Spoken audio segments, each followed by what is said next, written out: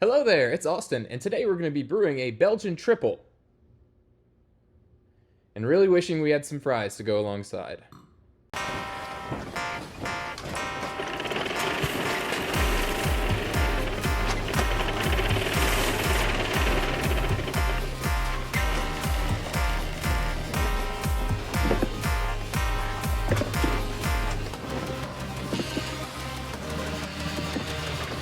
We'll start by gathering 5.8 gallons of water, which is a gallon more than our usual collection for this size batch. We'll add that in just as the boil starts. Go ahead and preheat that water to 149 degrees. Then it's time for the water additions, which favors crispy for this style. We really want the orange and honey notes to pop. For the base fermentables, I'll be adding pale malt, Munich malt, and Pilsner malt in these ratios. With the water preheated, it's time to add in the grains. This is a lot of grains for my system. I think it just about spilled over the grain basket.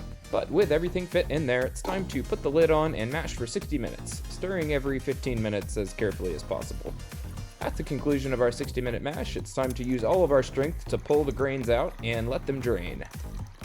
Just before the boil starts, we'll add in that extra water that we've set aside, and then it's time to bring the wort to boil with the help of a little bit of foam inhibitor. The hops I'm using today is a Goldings variety for a little bit of spicy with our fruit and honey notes. Our next fermentable ingredient will be dark candy sugar. This adds some smooth caramel notes that you might not get without adding a roasted malt. It also helps bump up the ABV. At the 30 and 5-minute marks, we'll add in the rest of our Goldings hops. Then it's time for our final fermentable, just over a pound of honey. This honey comes locally from one of my friend's farms. He tells me the unique color and viscosity is a result of the wildflowers and fruit trees around his farm that the bees use to make the honey. The last addition, also at the 5-minute mark, is orange peels. I just got these from the store. After everything in the boil is wrapped up, it's time to cool down the wort. We're looking for a yeast pitch temperature of around 70 degrees. After achieving that temperature with our nice December groundwater, it's time to transfer the wort into the fermenter and steal a little bit for a gravity reading.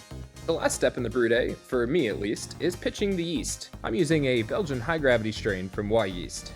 The fermentation schedule I followed was pretty simple. It was just 7 days at 69 degrees Fahrenheit. So go out and climb a wall or something to entertain yourself. At the end of that 7 days, after the final gravity had stabilized and it tasted pretty good, it was time to transfer it into the keg. Because of the added water during the boil step, this was a higher volume batch than I normally make.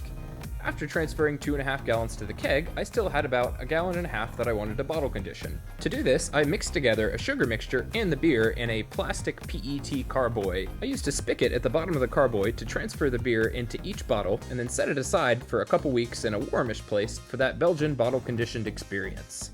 Back on the kegging side of things, after the beer is transferred, it's time to drop it down into the kegerator and carbonate it to about 2.5 volumes of CO2.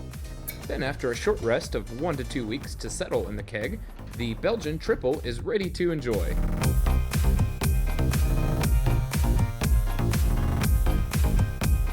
I am really pleased with how this beer turned out. The orange and the honey are very taste forward, and it's the first thing you perceive when you drink this. There's a little bit of alcohol perception and a nice round malty note as well. I feel like it has the essence of a barrel, even though it's not been barrel aged in any way. It's pretty dry and refreshing, and it's not too strong as far as Belgian triples go. I think it ended up at about 7.7%. But honestly, I'm pretty happy with that, considering that means you can drink a little bit more of it. The only unfortunate thing is that I made a decent amount of this beer to give away.